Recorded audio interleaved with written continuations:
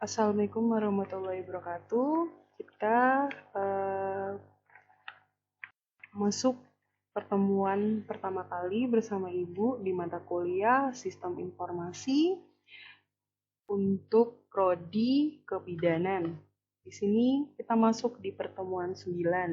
Sebelumnya perkuliahan ini diisi oleh Pak Jayus ya. Setelah itu dilanjutkan oleh Ibu sendiri. Nama Ibu Novita Ranti Muntiari.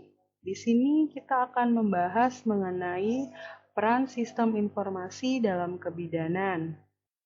Jadi, materi pembahasan kita yaitu konsep teknologi informasi dan peran sistem informasi dalam kebidanan. Jadi, sebelum kita masuk ke materi selanjutnya, kita harus tahu dulu apa itu arti teknologi informasi. Teknologi itu adalah penerapan keilmuan yang mempelajari dan mengembangkan kemampuan dari suatu rekayasa dengan langkah dan teknik tertentu dalam suatu bidang teknologi. Dan informasi sendiri yaitu data yang sudah diolah, diproses, atau ditransmisikan menjadi sebuah informasi.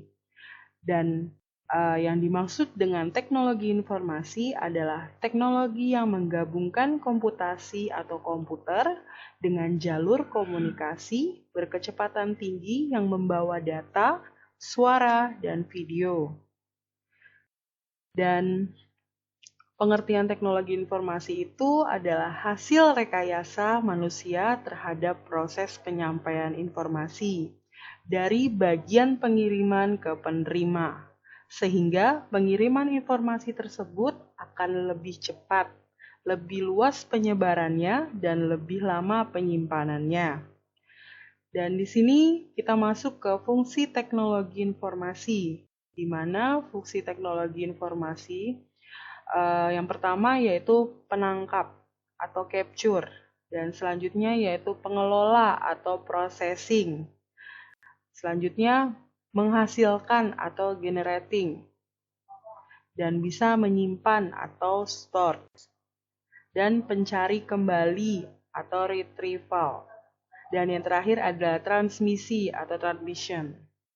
Oke, kita masuk ke gambar teknologi informasi, di mana di sini sebuah jaringan atau teknologi informasi di mana terhubung dengan beberapa user atau beberapa perangkat yang dimana akan menjadi satu terhubung di teknologi informasi sendiri.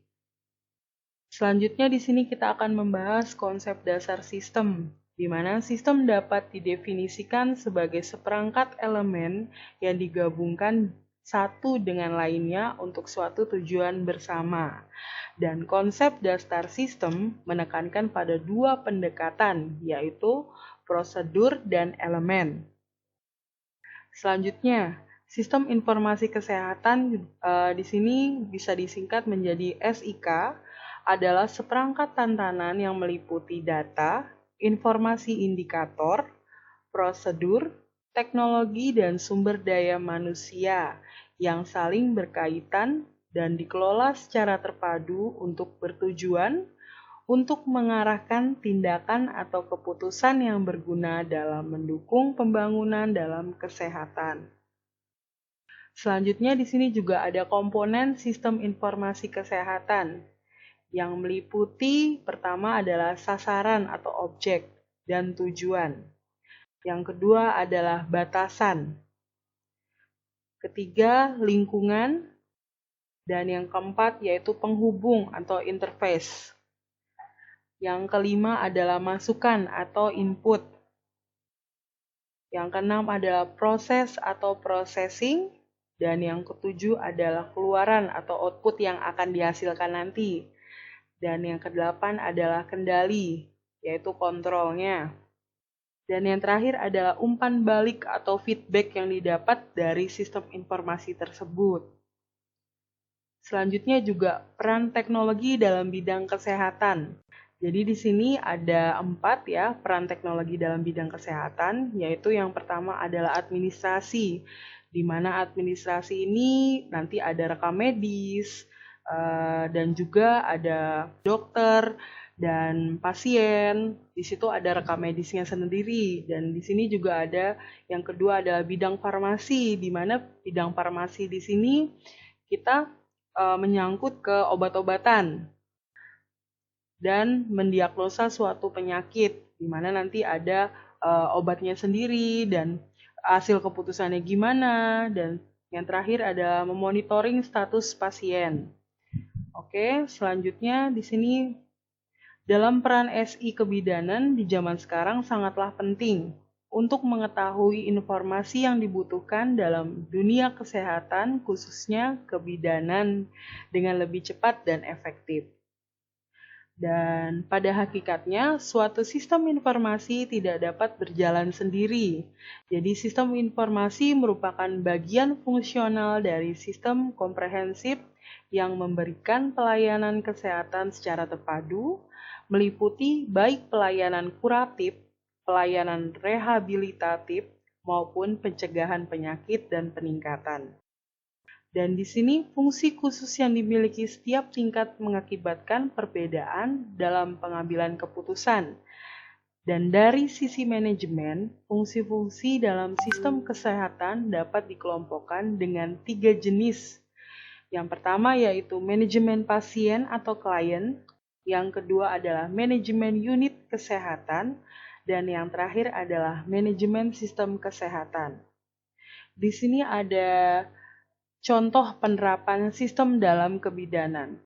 Jadi, dari server sistem informasi KIA di sini diakses menggunakan smartphone, dan di sini dari pasien dan anak ini menghampiri atau mencari informasi dengan menghubungi bidan, di mana nanti bidan ini akan terhubung atau mengkoneksikan melalui PC atau laptop, dan PC laptop ini terhubung ke sistem informasi KIA ini.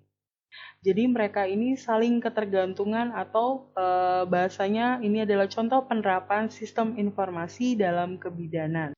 Oke, dan Ibu harap semuanya bisa menyimak materi ini baik-baik dan bisa membuka website Skalsa untuk melakukan absensi. Di sana juga Ibu sudah menyiapkan tugas, mohon dikerjakan. Jika ada yang mau bertanya atau mendiskusikan, bisa langsung berdiskusi di website Skalsa ya, atau nanti kita buka forum di WA Group. Mungkin cukup sekian mata kuliah hari ini. Wassalamualaikum warahmatullahi wabarakatuh.